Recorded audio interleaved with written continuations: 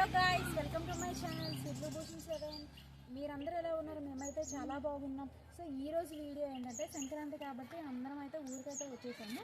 So మా ఇంటి పక్కనే మా అమ్మ ఒక గార్డెన్ అయితే ఏర్పాటు చేసింది. సో ఆ గార్డెన్లో మాత్రం చాలా రకాల పువ్వులు, రకరకాల బంతి పువ్వులు, వీటిని అయితే పట్టుగోరింటి పూలు అంటారు మా ఊర్లో. మీ ఊర్లో అయితే ఏమంటారో కామెంట్ చేయండి. అండ్ నిమ్మకాయ చెట్టు, చాలా రకాల చెట్లు అయితే ఉన్నాయి.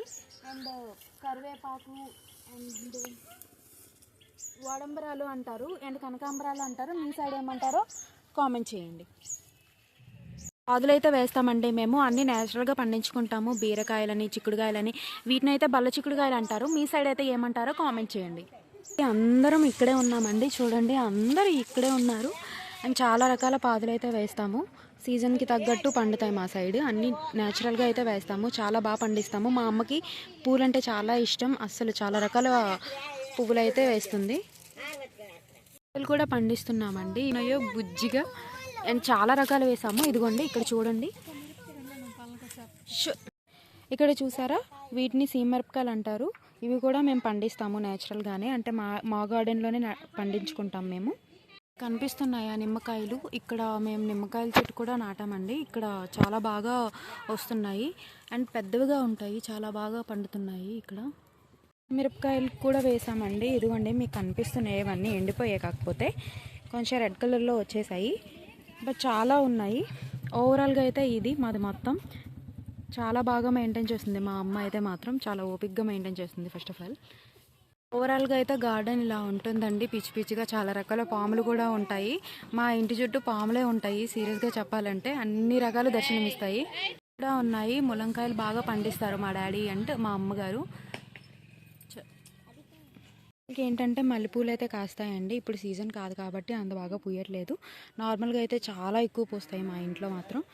అండ్ రకరకాల బంతి పూలు అయితే ఉన్నాయి. చామంతి పూలు కూడా వేసింది మా అమ్మ.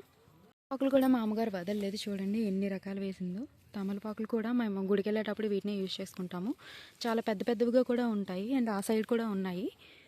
టూర్లో ఉంటే ఇదేనండి లాభాలు. అన్ని రకాల పంటల్ని మనం ఈజీగా పండించుకోవచ్చు. ఇంట్లో చాలా ప్లేస్ ఉంటుంది కాబట్టి ఇంటి పక్కల అన్ని రకాలు పండించుకోవచ్చు న్యాచురల్గా. అండ్ ఎవరైతే రకరకాల పంటలు పండిస్తారో కూడా కామెంట్ చేయండి. పట్టుగోరింటి పూలు అన్నానని చెప్పాను కదండి. సో ఇవి రెడ్ కలర్లో ఉంటాయి, ఆరెంజ్ కలర్లో కూడా ఉంటాయి, కలర్లో కూడా ఉంటాయండి. మామూలుగా చెప్పాలంటే ఎవరు ఇంత అయితే చేయరు, అంటే అంత ఓపిక ఉండాలి. ఇవన్నీ పెరగడం అంటే నార్మల్ విషయం అయితే కాదు. ఎందుకంటే వీటికి ఎరువులు ఉండాలి, వాటర్ ఎప్పుడు పెడుతుండాలి, చాలా కష్టం యాక్చువల్లీ. సో మా అమ్మగారు అయితే బాగా ఫార్మింగ్ చేస్తారు. అండ్ మేము కూడా రైతు ఫ్యామిలీ నుండి వచ్చాము. మా నాన్నగారు ఒక రైతు. ఇవైతే మేము పాదుల నుంచి తీసుకొచ్చినవే. మా అమ్మ అయితే లాస్ట్కి ఫైనల్గా ఇలా అయితే గార్డెన్ అయితే ఏర్పాటు చేసింది. చాలా బాగా అనిపిస్తుంది. అన్ని రకాల పండ్లు, అన్ని రకాల కూరగాయలు అయితే మాకు పండుతున్నాయి కాబట్టి. అండ్ మాకు కూడా కొంచెం ఖర్చు అయితే తగ్గుతుంది మా అమ్మ వల్ల. Thank you for watching. మరిన్ని వీడియోస్ కోసం please subscribe to my channel. And మీకైతే ఎవరికైతే ఇలా ఫార్మింగ్ చేయడం ఇష్టమో ప్లీజ్ కామెంట్ చేయండి. ఫుల్గా ఇంకా గార్డెన్ ఎక్స్ప్లెయిన్ చేయమంటే ఇంకో వీడియో చేస్తాను, ప్లీజ్ కామెంట్ చేయండి అది కూడా. And thank you for watching. Next వీడియోలో మళ్ళీ కలుద్దాం. అంతవరకు బాయ్ బాయ్.